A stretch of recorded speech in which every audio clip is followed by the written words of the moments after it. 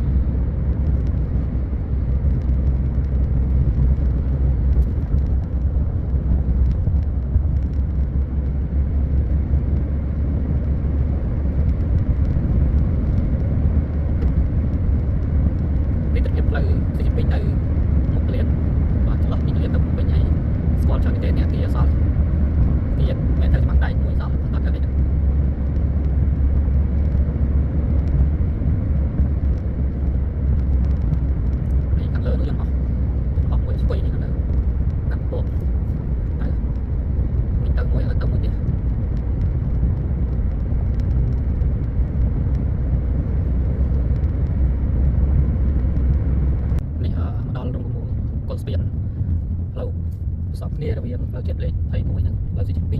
ផ្លូវ21មកពីក្រុមទឹកខ្មៅឡើងទៅស្អាងហើយស្ពាននៅ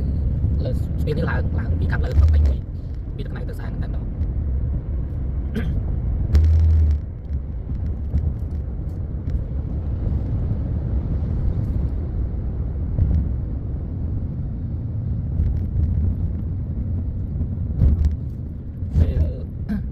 ចុះពីលើស្ពានគឺមានថាមានរំមូលដែររំមូលគោស្ពានក៏មានហើយចំស្ពានក៏មាន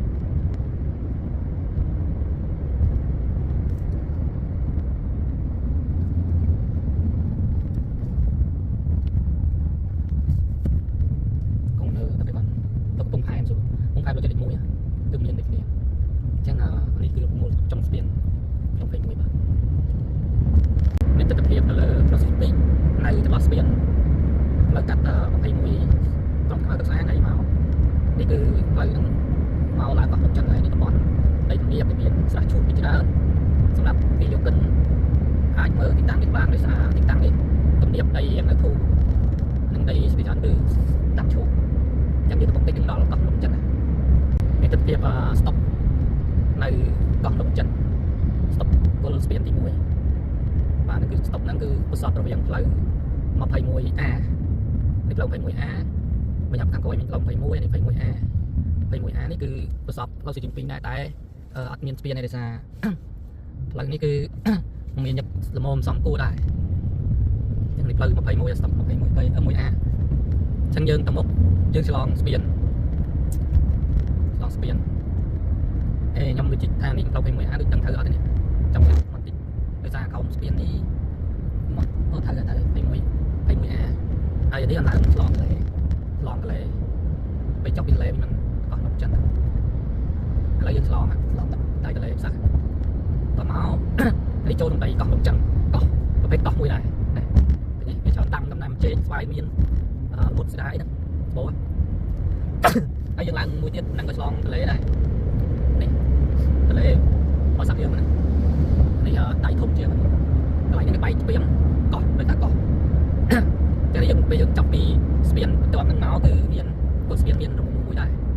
បាទរំមូល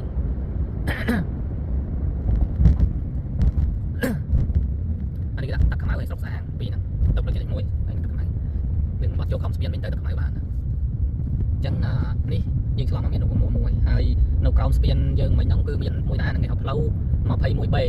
បាទក្រោមស្ពានដែលយើងជិះឆ្លងមិញណាមានបែបប្របកោះភ្នំចិនហ្នឹងគឺគេហៅផ្លូវ 21B អញ្ចឹងផ្លូវ 21ហ្នឹងវាមាន3ខ្សែប៉ុន្តែមានផ្លូវ 21ហើយនឹងផ្លូវ 21A1 ហើយនឹងផ្លូវ 21B1 ហើយនេះយើងពោះមកមុខមកគឺបុកទៅផ្លូវជាតិលេខ1បាទផ្លូវជាតិលេខ1ឬក៏